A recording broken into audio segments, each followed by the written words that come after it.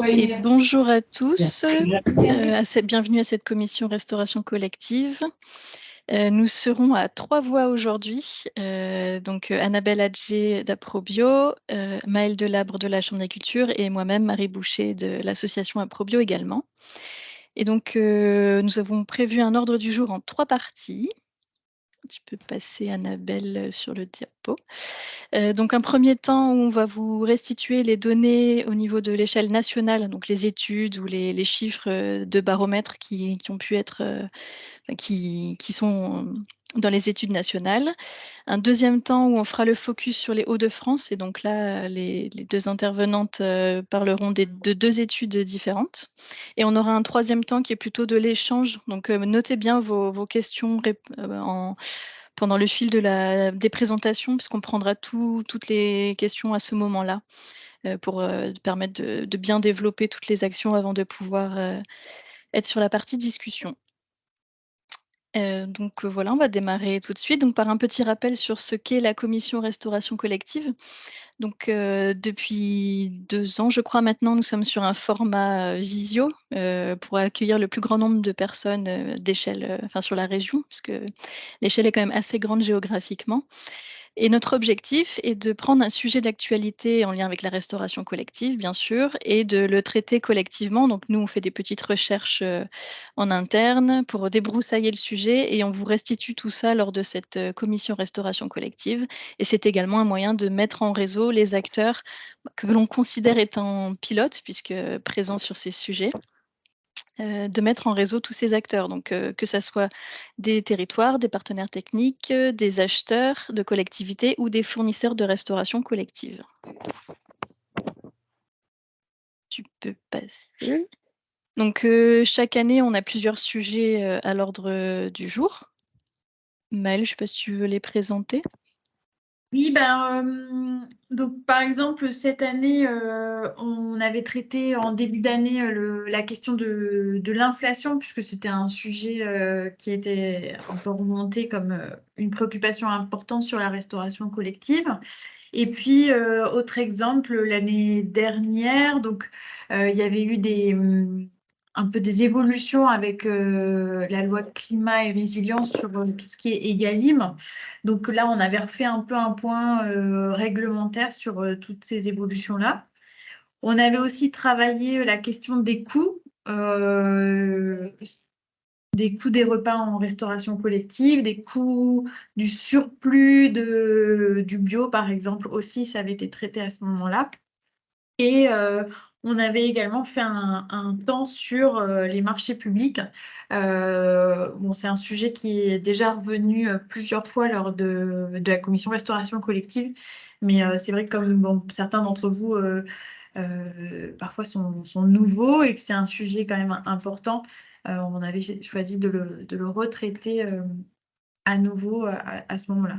Et puis bon, il y avait aussi des apports du Conseil national de la restauration collective qui permettaient d'améliorer certaines choses dans les marchés publics de denrées. Et ces réunions font systématiquement l'objet d'un compte-rendu, voire sont enregistrées. Donc, s'il y a des anciens sujets qui vous intéressent et que vous aviez loupé, n'hésitez pas à revenir vers Maëlle et moi pour qu'on vous envoie les éléments pour pouvoir revoir ces sujets-là. Du coup, là, c'est une petite répartition des participants qui s'étaient inscrits pour l'atelier d'aujourd'hui. Donc, il y avait plus de 45 inscrits. J'ai reçu quelques désistements et des gens qui rentrent au compte-gouttes. Donc, on verra au final combien on est. Mais sur la répartition, du coup, le sujet est a plus intéressé les territoires et institutions pour ce coup-là, parce qu'on voit, c'est la partie grise en bas à gauche. Un peu moins un sujet pour les fournisseurs du coup et quand même, un bon tiers d'acheteurs qui sont présents, aujourd'hui. Et en termes de répartition géographique, bon, il y a une partie des personnes qui sont, vraiment d'échelle Hauts-de-France, donc qui ne sont pas réparties par département. Mais sinon, on voit une forte mobilisation du Pas-de-Calais pour cette session. Voilà ce que je pouvais en dire. C'est vraiment à titre indicatif, hein. Et on va tout de suite rentrer dans le vif du sujet du coup et je vais passer la main à ma collègue Annabelle pour qu'elle vous présente ces éléments. Merci Marie et bonjour à tout le monde. Donc dans cette première partie, comme Marie l'a dit, on vous propose un petit état des lieux des études existantes, en tout cas de 2 études existantes sur la restauration collective à l'échelle nationale. Et on va commencer par l'étude du ministère de l'Agriculture et de la Souveraineté alimentaire. Enfin, en tout cas, c'est sur leur site qu'on trouve les résultats. Qui a réalisé, qui a demandé une étude sur l'amélioration de la qualité des repas en Restoko, la diversité des acteurs et les objectifs d'approvisionnement. Donc là, vous voyez qu'il y a un gros tableau avec beaucoup de chiffres. Donc pour résumer ce que vous voyez là, on voit Annabelle, donc... je pense que le diapo a sauté. C'est toi qui le partageais, non? Ouais, Ouais, j'ai rien fait. Ok, alors je vais le repartager. Ouais. Je ne sais pas ce qui s'est passé.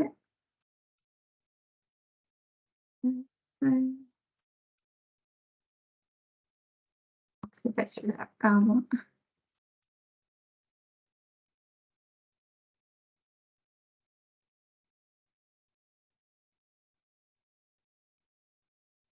Est-ce que là, vous le voyez? Oui, c'est bon. Ok. Donc, je disais que il y a donc ce fameux gros tableau avec tout plein de données qui nous informe un peu sur le nombre d'établissements qui ont participé, puisque c'est une enquête. Donc, vous voyez en bas à gauche le nombre total de télédéclarants qui est de 2932 établissements. Et l'idée de cette enquête est d'avoir une première idée des achats bio en restauration collective. Et donc, on voit que sur le total des déclarants, le total de la valeur des achats avoisine les 505 millions d'euros. Et parmi le total de ces achats, on est à 9% de bio. Si on regarde l'avant-dernière colonne, donc celle qui est sur la part de produits biologiques dans les achats, on note que dans le secteur de l'enseignement, la part de bio est bien plus élevée et tout particulièrement en primaire, maternelle et élémentaire. En revanche, on note des grosses lacunes dans les secteurs de la santé et du médico-social. La deuxième étude qu'on vous présente ici, c'est celle toujours sur l'échelle nationale du baromètre de l'Agence Bio qui a été publiée récemment. Donc là, sur cette slide, vous voyez 2 graphiques en haut. Un premier qui indique l'évolution des achats de la RHD sur les marchés de gros, que ce soit en restauration commerciale ou en restauration collective. Donc sur ces graphiques, la restauration collective est toujours en bleu et la restauration commerciale en gris. Le deuxième graphique indique l'évolution de la part de la RHD dans les achats totaux. Donc on voit donc la courbe bleue qui est quand même bien plus élevée et qui a quand même une courbe aussi plutôt croissante comparée à la courbe de la restauration commerciale. Donc déjà, ce qu'on peut noter, c'est que même si la courbe de la restauration commerciale est plus basse, elle est quand même pas négligeable et c'est un vrai potentiel de débouché. Et par ailleurs, ce baromètre de l'Agence Bio nous donne comme résultat que en 2022, la part de bio en restauration collective est de 6,51% et en restauration commerciale de 1,41%. Donc on voit quand même qu'il y a un taux de bio bien plus élevé en restauration collective qu'en restauration commerciale. Ensuite, vous voyez à gauche un tableau qui indique l'évolution des achats bio en Restoko de 2019 à 2022. Et on voit donc les premières lignes sont les fruits et légumes frais, le carnet et les œufs frais et les produits laitiers. Et 2 de ces 3 catégories représentent les produits qu'on pourrait obtenir en bio local. L'idée là, c'était aussi de voir un peu comment est-ce qu'on peut s'approvisionner en bio, mais aussi en bio de proximité. Et là, ce qui est intéressant de voir, c'est que finalement, les catégories les plus représentatives d'un approvisionnement local, hors produits laitiers, sont celles qui ont une évolution à la baisse entre 2019 et 2022. Alors que vous pouvez voir que, par exemple, les surgelés ont une hausse assez conséquente. D'après la commission ARC Bio, qui est en gros le comité de pilotage coordonné par l'Agence Bio, la loi Egalim constitue un vrai levier pour plus de bio dans la restauration collective et on note plus 15% d'achats de produits bio entre 2019 et 2022. Et selon eux, sur la même période, les achats globaux baissaient de 4%. Donc, c'est quand même assez conséquent comme hausse de voir les 15% en bio. Voilà, donc ça, c'était pour vous donner un contexte national qui va nous permettre ensuite de rentrer plus dans le détail de l'étude qui a été réalisée sur l'échelle régionale. Donc là, on va vous présenter 2 études. Maëlle, je te propose de commencer et de présenter l'étude de la Chambre. Donc effectivement, pour replacer un tout petit peu aussi le contexte du sujet de cette commission Restoco, pour certains, vous aviez participé à des échanges sur la question d'un observatoire de la restauration collective dans les Hauts-de-France. Donc voilà, parce que c'est vrai que on voit qu'il y a des améliorations, on entend des témoignages intéressants, mais on a toujours cette difficulté-là sur la restauration collective et bon, sur les questions de local, sur les questions de bio, à mesurer concrètement les évolutions. Donc, il y a eu ces échanges-là en amont et aujourd'hui, effectivement, on n'a pas d'observatoire de la restauration collective sur notre région, parce que c'est aussi voilà, très très lourd à mettre en œuvre, à tenir dans le temps. Mais on a des outils comme Mad Cantine et puis notamment des études ou des états des lieux qui peuvent donner des billes sur cette question de suivi. C'est aussi pour ça qu'on vous représente ces éléments-là aujourd'hui. Donc les deux, pour que vous ne soyez pas perdus dans la suite de la présentation, les 2 choses qu'on va vous présenter, donc il y a une partie, c'est une étude qu'on a faite sur les volumes consommés par la restauration collective sur les Hauts-de-France. Donc là, c'est en gros l'objectif, c'était de mesurer combien, voilà, combien ça représente en volume les besoins de la restauration collective dans les Hauts-de-France. Et puis pouvoir comparer ces besoins-là aux volumes qui sont produits en région. Pour savoir, et en fait, la première objection auquel on souhaitait répondre avec cette étude-là, c'était la remarque qu'on nous fait régulièrement, les producteurs ne peuvent pas répondre en volume à la restauration collective. Ils n'ont pas assez de volume pour pouvoir y répondre. Donc, et puis aussi, il y avait le souhait peut-être dans la partie un peu analyse plus fine d'identifier peut-être des filières ou des produits sur lesquels il y avait peut-être un besoin où on était déficitaire ou pas. Voilà. Et c'est vrai que tant qu'on n'avait pas fait vraiment cette comparaison, c'est un peu difficile de se positionner. Par contre, voilà, cette étude-là, elle a vraiment des grosses limites. C'est que on est sur une étude vraiment théorique.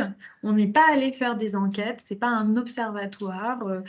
On a vraiment extrapolé des données à l'échelle des Hauts-de-France. Et on considère que parce qu'on a fait cette extrapolation à l'échelle de la région, elles sont quand même plutôt fiables. Mais voilà, ça ne remplace pas une enquête de terrain. Donc, voilà, c'est pas tout à fait la même chose qu'un observatoire quand même. Merci. Et Annabelle, peut-être sur l'état des lieux du coup. Oui, donc la deuxième partie là qu'on va vous présenter, on l'a appelé l'état des lieux de la bio en restauration collective dans les Hauts-de-France. Donc là, c'est une étude qui est portée et financée dans le cadre de l'Observatoire régional de l'agriculture biologique, donc dans le cadre du plan bio. Et c'est une étude qui a pour objectif de faire vraiment un état des lieux de la Restoco en Hauts-de-France et pouvoir mesurer l'évolution de certains indicateurs à la fin du plan bio en 2026. Donc là, on est vraiment allé chercher des indicateurs assez spécifiques qu'on puisse remesurer en 2026, avec également des retours qualitatifs des acteurs et une première grille d'analyse sur l'évolution de la bio en région, en attendant que le site Ma Cantine soit un peu plus exhaustif. Même si vous allez voir qu'on a essayé aussi d'aller voir les résultats sur Ma Cantine. Donc, c'est dans le cadre de l'Observatoire régional de l'agriculture biologique. Pour autant, c'est pas du tout une approche exhaustive non plus, puisque, vous le savez, les données Restocco sont très très larges et il faudrait un temps assez conséquent pour pouvoir avoir une étude exhaustive sur la part de bio en restauration collective, par exemple, ou même de bio local. Donc là, vous allez voir que je vais vous présenter en fait plusieurs indicateurs différents qui seront en fait une première base pour mesurer l'évolution de la bio en Restocco à la fin du plan bio. Voilà. Donc, je viens juste d'en parler, les objectifs de cette étude. On va donc acter un point zéro en 2023 et ce point zéro servira d'étape pour l'évaluation en 2026. L'idée, c'est aussi de mesurer le potentiel du débouché à racheter pour les fournisseurs et d'identifier éventuellement les filières qui seraient sous-développées en bio, en restauration collective. Donc, pour commencer, je vais vous présenter donc les données de Ma Cantine que j'ai récoltées mi-juillet. Donc là, c'est vraiment des chiffres qui datent de mi-juillet. Et avant d'aller vraiment dans le détail des résultats, je vous propose un petit entonnoir pour comprendre un peu aussi de quelle part d'établissement est-ce qu'on parle. Donc là, en fait, on parle bien d'un échantillon sur Ma Cantine, puisque tout le monde, tous les établissements ne se sont pas inscrits. Et donc là, dans cet échantillon, vous voyez la partie tout en haut en bleu foncé, c'est 100% des établissements de Restocco en France et en Hauts-de-France. La partie d'en dessous, ça va être la part des établissements inscrits sur Ma Cantine, soit 21% du total.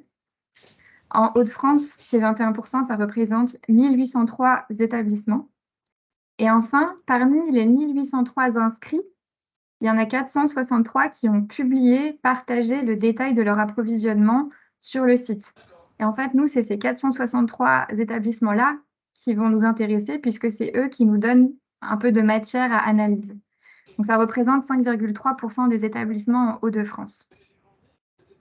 Donc, il faut savoir que cet échantillon, il nous donne quand même des informations sur le taux de bio dans certains établissements auxquels on n'a pas vraiment accès jusqu'ici. Même si ce sont aussi souvent ces types d'établissements-là qui se sont moins connectés sur Ma Cantine.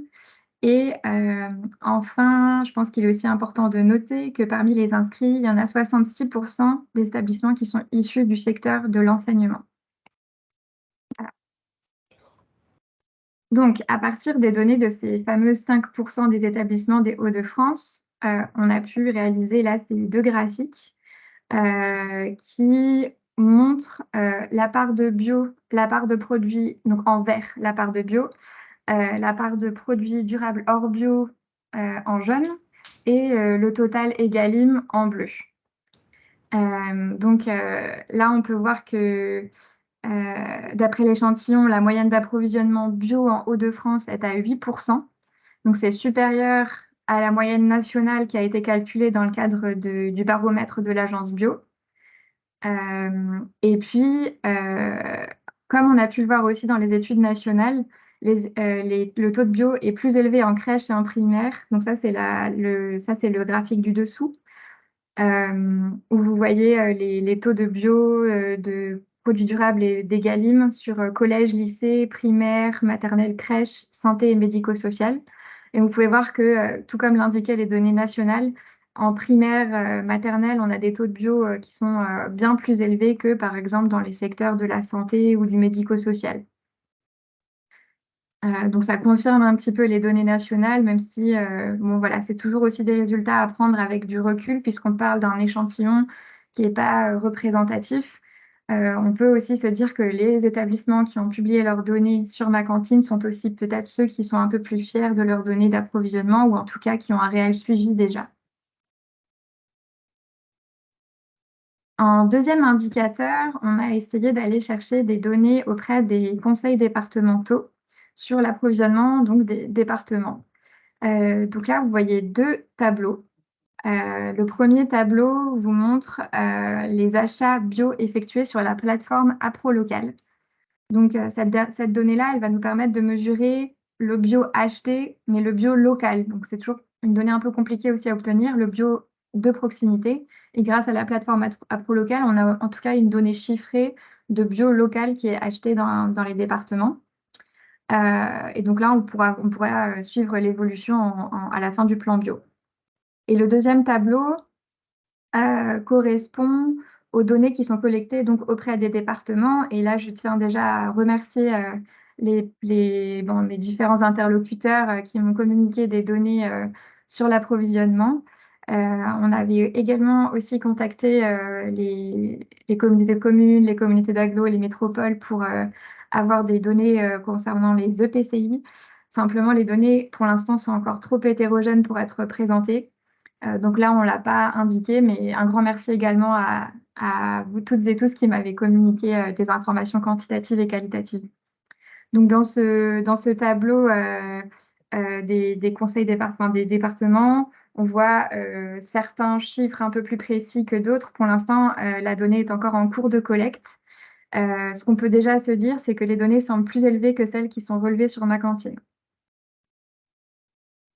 Donc ça, c'est bien un point d'étape pour l'instant. Et donc, on espère a priori avoir un tableau un peu plus fourni pour l'étude finale. Concernant les territoires, il y a des territoires qui sont accompagnés par Approvio. Et notamment, certains territoires sont accompagnés sur l'analyse des menus. Et donc, ça nous a permis, nous, chez Approvio, d'avoir déjà des données assez précises sur la bio dans les territoires accompagnés. Donc, on a pu faire les calculs de taux de bio moyen et donc la moyenne globale du taux bio en restauration collective des territoires accompagnés est de 21%, sachant que tous les territoires accompagnés sont au-dessus de la moyenne nationale. On a aussi fait un petit top 3 des EPCI accompagnés avec, sur la première marche du podium, Douaisis Agglo, suivi de très près de la PVL Carambeau et de la communauté de communes Cœur d'Ostrevent. On a aussi classé les communes des territoires accompagnés par fourchette de part de bio. Donc, je m'explique. Sur l'ensemble des EPCI, il y a un nombre X de communes et on a essayé de classer chaque commune en fonction de leur part de bio. Et donc, on a une catégorie qui s'appelle naissant, donc ça veut dire que la part de bio en appro est de 0 à 5%, débutant de 5 à 10, avancé de 10 à 20 et confirmé de 20 à 50. Là, ce qu'on peut voir, c'est que sur les territoires accompagnés par Aprobio et qui font les analyses de menus, on est à 50% de communes qui ont un taux de bio qui se situe à au moins 20%. Donc ça, c'est aussi des chiffres assez spécifiques qu'on pourra remesurer à la fin du plan bio pour faire un peu un point d'étape et puis évaluer l'évolution.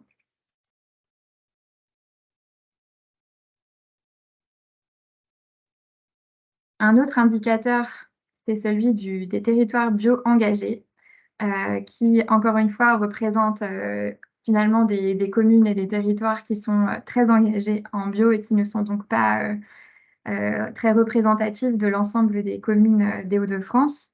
Néanmoins, ça reste un indicateur qu'on va pouvoir remesurer en 2026 et évaluer l'évolution.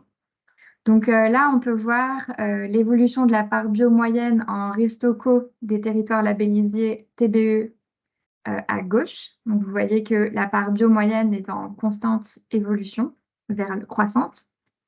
Et en bas, vous voyez un histogramme qui vous montre donc l'évolution de 2020 à fin 2022 des communes labellisées, que ce soit en Restoco en bleu, en SAU en vert ou les deux en jaune. Alors, je ne sais pas pourquoi la légende est rouge, mais c'est bien en jaune. Donc là, nous, on va se concentrer très spécifiquement sur l'évolution des communes labellisées Restoco, puisque c'est ici le sujet. Et donc, vous voyez sur la partie droite un histogramme qui montre l'évolution de 2020 à 2022 du nombre de communes qui sont labellisées par fourchette TBE. Donc, Donc, le territoire bio engagé, il y a des fourchettes avec un niveau de base, puis la fourchette numéro 1 qui demande d'avoir une part de bio de 25 à 35%, la fourchette numéro 2 de 35 à 65, et enfin la fourchette numéro 3, minimum 65%. Et on peut voir que déjà la part des communes labellisées en fourchette 1 et 2 est en constante augmentation, qui montre qu'il y a en fait un mouvement des communes depuis le niveau de base vers les échelons au-dessus. Et globalement, on voit qu'il y a une hausse du nombre de labellisations, que ce soit là en restauration collective ou en SAU. Donc cet échantillon représente 29 communes sur les 3788. C'est bien une mesure sur les communes qui sont fortement engagées. Maëlle, je te laisse reprendre pour cette slide. Oui, du coup, également, donc, sur un petit focus un peu plus approfondi, on va dire, sur APROLOCAL, notamment en termes d'évolution. Donc, l'intérêt, c'est vrai qu'avec APROLOCAL, c'est une plateforme qui met en relation des acheteurs de la restauration collective des Hauts-de-France avec des fournisseurs des Hauts-de-France. Et les fournisseurs, là, signent un contrat, en gros, comme quoi, avec des règles sur l'origine des matières qu'ils mettent sur la plateforme. Donc, on a uniquement des produits dont la matière principale est issue des Hauts-de-France. Et grâce au flux qu'on constate qui transite au travers de ce site, on peut avoir un peu des indicateurs aussi sur le bio. Et c'est vrai qu'on constate que ces chiffres sont en augmentation. Donc, on est passé de moins de 5% en 2019 à presque 14% en 2022. Donc, clairement, c'est vrai que la loi Egalim et puis l'intérêt pour le bio, il a été croissant et il se constate aussi sur les chiffres d'achat qui transitent sur la plateforme. Ça représente, pour les achats qui sont bio locaux, donc sur APROLOCAL, ça représente 440 000 € en 2022. Et en gros, il y a à peu près 70 fournisseurs qui proposent des produits bio sur l'outil, sur la région. Voilà. Après, on avait essayé de regarder aussi est-ce qu'il y avait des évolutions dans les types de produits qui étaient proposés. Donc, j'avais fait un peu, c'est les deux camemberts avec la comparaison des types de produits. Donc, effectivement, il y a une évolution du type de produit, mais j'ai envie de dire, il faut prendre ça quand même avec des pincettes parce qu'en 2019, on était quand même sur 5% des produits, enfin des ventes qui étaient faites sur le bio. Donc, on avait probablement très peu de fournisseurs concernés et du coup, le camembert est peut-être pas vraiment représentatif de qu'est-ce qui est acheté le plus en bio, quoi. Et c'est vrai qu'il y avait une grosse part de fruits et légumes bio, de produits laitiers et œufs bio. Après, ça correspond, en fait, c'est vrai, aux achats, aux premiers achats bio, en fait, qu'on réalise et qu'on constate dans la grande distribution. Et après, sur 2022, là, c'est beaucoup plus équilibré, en fait, entre les différentes catégories, en fait. Mais je pense qu'il y a aussi plus de fournisseurs et plus de différents produits bio qui sont proposés. Donc, voilà. C'est pas forcément qu'une réorientation des achats de la part des acheteurs.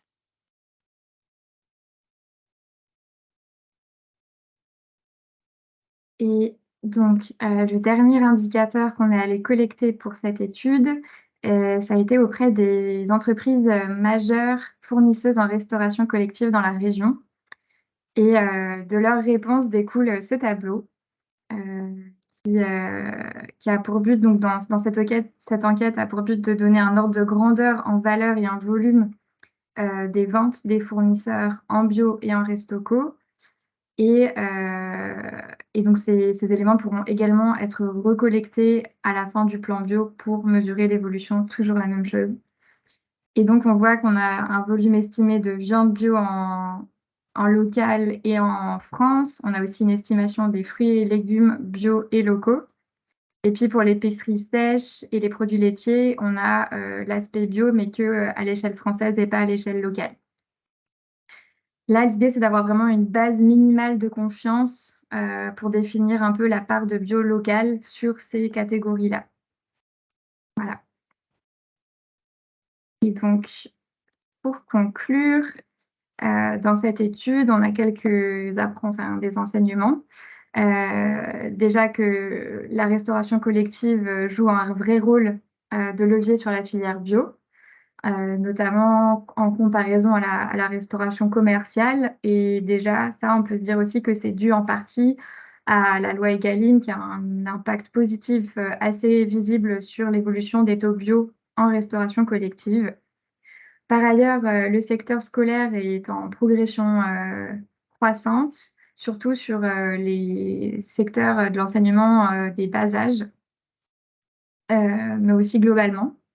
Et il y a un travail assez conséquent à démarrer sur les secteurs santé et médico-social, où on voit que on a peu d'informations et par ailleurs, quand on a des informations, le taux de bio est vraiment en deçà des autres secteurs de la restauration collective.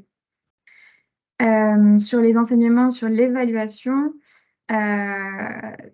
concernant ma cantine, on a un remplissage qui reste parcellaire et qui est à renforcer. Pour rappel, on était à 5,3% d'établissements qui ont déclaré et partagé le détail de leur approvisionnement. On a différentes sources d'indicateurs qui ont été collectés, qui donnent un état zéro et qui permettront de refaire un état en 2026 et de mesurer l'évolution durant la période du plan bio actuel. Enfin, il y a moins de possibilités de tracer le bio local dans nos outils, sauf TBE, APROLOCAL et les données des fournisseurs. Mais c'est pas évident d'obtenir déjà la part de bio dans la restauration collective, mais alors la part de bio local, c'est d'autant plus complexe. Donc voilà, donc ça c'était une présentation des données et on réalisera une étude qui sera publiée à la fin de l'année à partir de ces informations-là.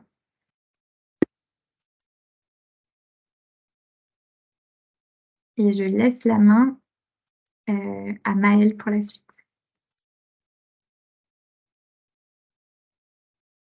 Tu peux passer à la diapo suivante tout de suite. Donc moi, l'idée c'était de vous donner un petit aperçu de l'étude sur les volumes pour que vous compreniez ce à quoi elle sert, ce qu'elle peut donner comme information et ce qu'elle ne donne pas comme information aussi. Donc pour juste rappeler le contexte, c'était une étude qu'on avait qu'on avait finalisée en 2019 sur le Nord-Pas-de-Calais et ensuite en 2022, on a décidé de l'étendre aux Hauts-de-France. La méthodologie, si on simplifie, c'est en gros, on a fait une première partie où on a estimé les effectifs de la Resto-Cours. En gros, combien il y a de convives dans la restauration collective sur les Hauts-de-France. Voilà, en collectant différentes sources de données des acteurs qui pilotent chaque type de restauration collective. Ensuite, on a fait une estimation des volumes. En gros, quelles quantités sont consommées pour un repas en restauration collective.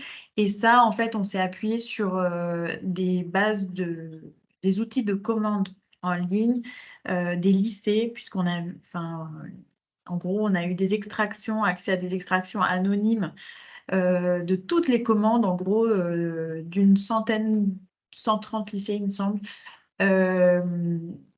sur une année. Et en gros, on a détricoté toutes ces commandes, on les a reclassifiées et ça nous a permis d'avoir un peu une estimation de c'est quoi, en gros, la consommation pour un repas. Et ensuite, on a fait des extrapolations par type de convives, puisque les enfants mangent moins que les lycéens. Enfin voilà, il y a aussi des ratios qui ont été appliqués. Et une fois qu'on a eu les volumes sur tous les Hauts-de-France, on a comparé ces volumes-là à la production régionale. Donc, quelques juste résultats de l'étude. Je pourrais vous transmettre du coup le lien vers la plaquette pour ceux qui veulent aller voir, et puis on pourra vous l'envoyer avec le compte-rendu. On avait estimé que sur les Hauts-de-France, la restauration collective, c'est 266 millions de repas, et que bon, le scolaire, c'est aussi une part quand même importante de ces repas. Je te laisse passer, Annabelle. Et pour vous donner un exemple concret je n'ai pas fait le détail sur tous les produits, toutes les filières, parce que ça aurait été vraiment long et fastidieux pour vous. Mais en gros, j'ai pris un exemple qui est celui de la pomme de terre. Donc, on a, avec l'étude, pu identifier en gros quels étaient les produits phares, déjà, puisque voilà, quels sont les produits les plus consommés. Donc, c'est là qu'on découvre, bon, ce n'était pas une surprise, je pense, que dans les légumes, si on intègre la pomme de terre dans les légumes, elle arrive vraiment très largement en tête. Et ce qu'on a pu aussi travailler pour certains produits, c'est que grâce aux commandes qu'on avait de trier, en fait, on a pu identifier sous quelle forme ils étaient majoritairement utilisés. Et donc, c'est là aussi qu'on voit que bon, la pomme de terre frais et brute, c'est que 6% du tonnage, donc c'est très peu. Et évidemment, la grosse majorité des pommes de terre, elles sont utilisées sous forme en 4e gamme, donc crues, épluchées, lavées, découpées. Et également un peu et puis voilà, presque un quart en surgelé. Donc ça donne des infos qui sont aussi assez intéressantes pour nos fournisseurs qui veulent parfois se lancer sur la restauration collective. Et du coup, nous, ça pouvait aussi nous donner des billes pour les orienter vers tel ou tel... pouvoir simplement leur dire, bah, écoutez, ce produit-là, il n'est pas trop utilisé en restauration collective ou pas sous cette forme-là. Tu peux passer à la suivante. Et ensuite, la question de la comparaison. Donc là, je vous donne l'exemple également de la pomme de terre. On a estimé en fait que toute la restauration collective des Hauts-de-France, elle avait besoin de 18 000 tonnes par an. Et que, en fait, pour produire 18 000 tonnes par an, il faut, avec les rendements qui sont ceux des Hauts-de-France, il faut à peu près presque 450 hectares. Et 450 hectares, ben, c'est moins de 1% des surfaces cultivées en région. Donc, ça donne aussi des ordres de grandeur, de comparaison. Voilà, pour approvisionner la restauration collective, on n'a pas besoin de la moitié des surfaces en pommes de terre. C'est vraiment une partie infime. Ça s'explique aussi, on est plutôt une région exportatrice sur les pommes de terre, donc c'est tout à fait logique, mais ça donne des ordres de grandeur. Voilà un peu les informations qu'on peut retrouver dans l'étude. On a aussi fait, et là c'est plus périlleux et plus complexe, on a aussi fait en fait des hypothèses sur les produits bio et les produits psycho, puisque l'idée c'était aussi d'essayer de répondre à la question est-ce que en gros nos filières bio-régionales ou nos filières psycho peuvent répondre à ces volumes-là avec les hypothèses qui sont celles de la loi Egalim. Donc, par exemple, sur le bio, on s'est dit, voilà, si on veut que 20% des besoins de la restauration collective soit bio et bio-régional, est-ce que la production de la région va y arriver? Alors, là-dessus, c'est vrai qu'il n'y a pas forcément toujours de référence en termes de rendement pour chaque filière, comme c'est le cas pour la production conventionnelle, où on met tout le monde dans le même sac, on va dire, et où là, on a plus de données de référence sur les rendements. Donc, on n'a pas pu le faire non plus sur tous les produits, mais on a fait sur certains produits et voilà, vous pouvez constater avec ce tableau-là que quand on est sur une hypothèse à 20% de produits bio, donc si on atteint la loi Egalim, il y a quand même pas mal de produits en ce qui concerne les légumes, les œufs, le lait, où globalement la production régionale n'aura pas trop de soucis à y répondre. En revanche, sur les filières animales, là, ça semble, même si on n'a pas pu le tester sur toutes les filières, mais déjà sur le porc et le poulet, on sent que là, les tonnages, ils sont quand même encore assez faibles sur la production de viande, donc c'est plus complexe. Mais ça ne veut pas dire qu'il n'y a pas de fournisseurs bio non plus sur les Hauts-de-France. Hein, mais... Et on a fait le même travail pour les SICO, cette fois-ci avec l'hypothèse de se dire, on a vraiment simplifié, hein. On s'est dit, la loi Egalim, c'est 50% de produits durables et de qualité, dont 20% de bio, et on s'est dit, on va essayer d'atteindre 30% de produits sous SICO. Mais en réalité, comme il y a d'autres labels, on n'est généralement pas à 30% de produits sous SICO, puisqu'il y a du HVE, il y a du fermier dedans, du équitable. Mais voilà, pour l'exercice, on a pris ce 30%-là. Et là, on voit que c'est quand même un peu plus difficile pour la plupart des filières sous SICO. Bon, ça s'explique tout à fait, puisque ce sont quand même plutôt des filières de qualité avec un savoir-faire bien spécifique. C'est pas, je dirais presque, c'est des productions un peu de niche, entre guillemets, mais qui n'avaient pas forcément vocation à être hyper massifiées. En plus, elles ont parfois des territoires géographiques bien délimités. Donc forcément, la production, elle n'est pas énorme sur certains produits. Donc à part sur l'endive et bon, le maroilles, voilà, on a quand même une grosse production. Et l'endive, c'est aussi de très gros volumes. Sinon, sur les autres productions, c'est un peu plus complexe quand même d'être sur 30% de produits sous SICO.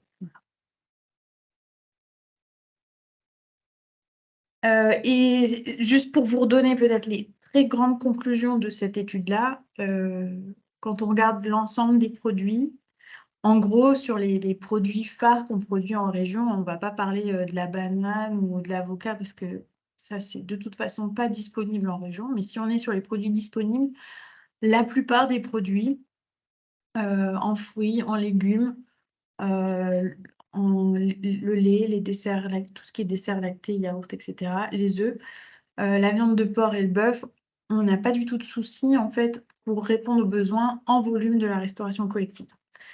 Il y a quelques points, par contre, où voilà, la production est déficitaire. Sur le veau, par exemple, ce n'est pas des filières qui sont très bien structurées, développées. Sur la dinde, on n'est pas non plus...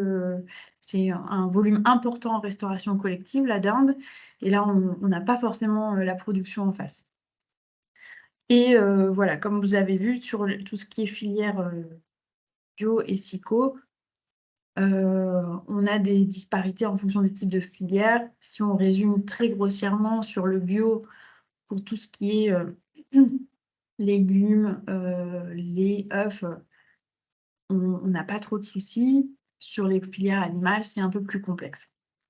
Et sur les produits SICO, là, on a plus de filières qui auraient un peu de mal à répondre à l'ensemble des besoins de la restauration collective. Ce qui ne veut pas dire qu'il ne faut pas acheter des SICO régionaux, évidemment.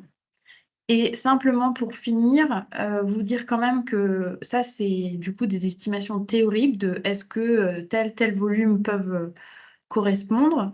Mais on voit bien que dans la restauration collective, il y a plein d'autres facteurs qui font que même si parfois on a le volume, ça ne matche pas forcément. Il y a des questions de logistique, de structuration qui rentrent en jeu et qui peuvent rendre cela beaucoup plus complexe. Donc, voilà, c'est pas la seule condition, évidemment, la question des volumes.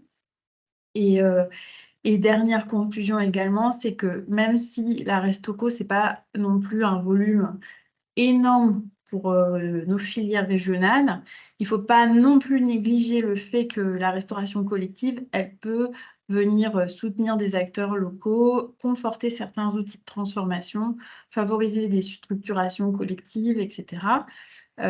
Donc voilà, ce n'est pas la restauration qui va être le moteur pour structurer l'ensemble des filières, mais elle a quand même un rôle et elle rentre de toute façon, les fournisseurs le disent souvent, hein, la restauration collective, c'est pas forcément un énorme volume, mais c'est un volume en plus qui permet de diversifier ses sources de revenus et de ne pas mettre ses œufs dans le même panier. Voilà pour ma partie, ce qui me concerne. Merci. Du coup, on a fini les parties présentation de tous les états des lieux, toutes les parties données chiffrées. Du coup, je vais me permettre de couper l'enregistrement parce qu'on va passer, voilà, ça permettra aux gens qui n'étaient pas là aujourd'hui d'avoir accès à ces informations. Mais là, on va entamer la phase plutôt de discussion, questions-réponses. Donc, je coupe, comme ça, on sera plus tranquille pour